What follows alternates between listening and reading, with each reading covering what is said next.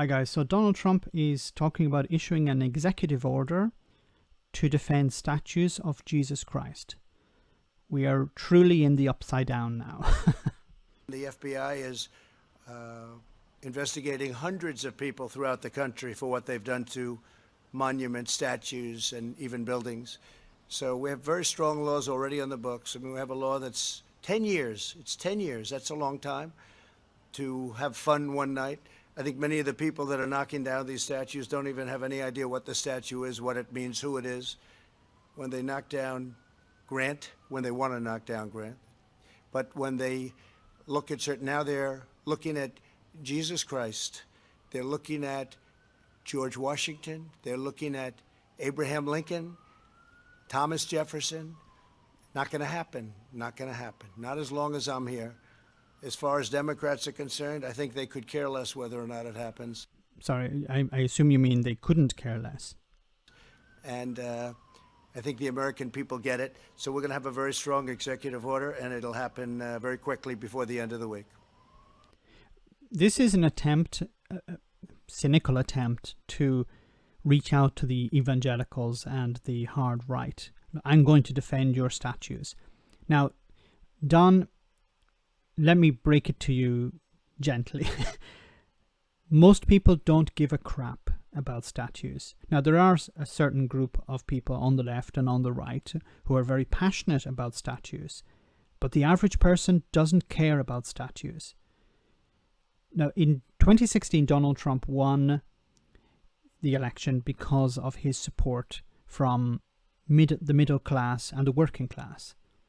People who had experienced the results of bad trade deals where their jobs had been outsourced, their companies had been closed down, the companies they worked for were closed down, jobs were lost, their livelihoods were lost, and they needed someone to give them hope. They needed someone who would come in and say, I'm going to bring your jobs back. Donald Trump represented somewhat of a brick through the window of politics. Someone who's going to shake up the system, someone who's going to create problems in Washington. And it worked.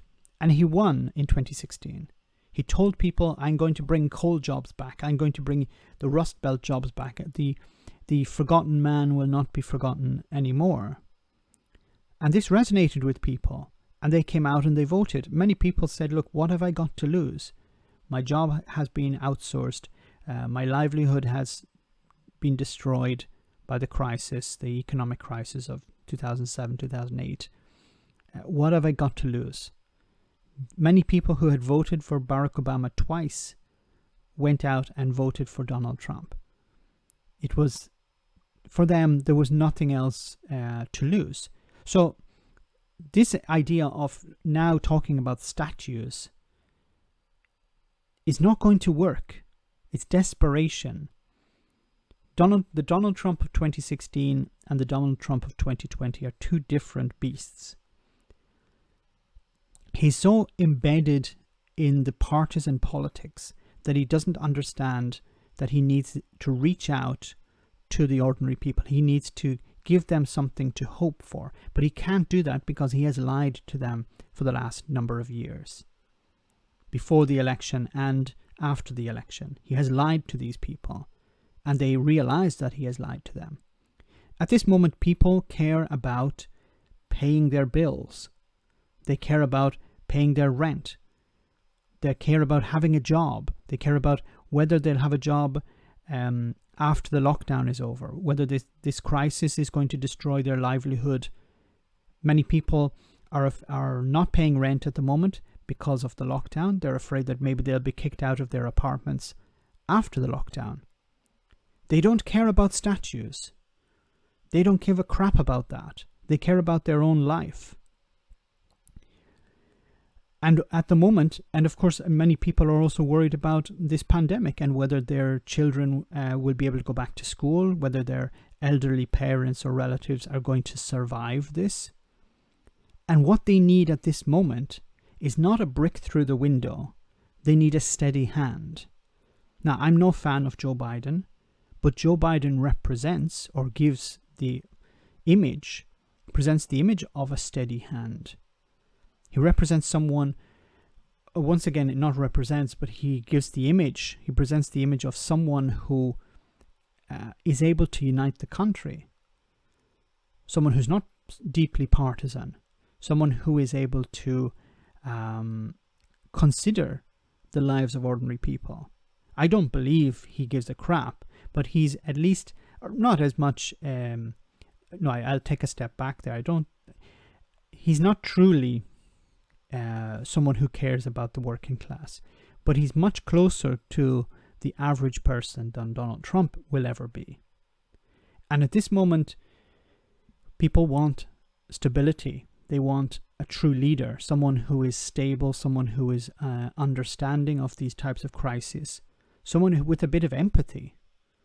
Not like in 2016 where they wanted somebody to destroy the system, or that they believed would destroy the system. But that's just my take on it.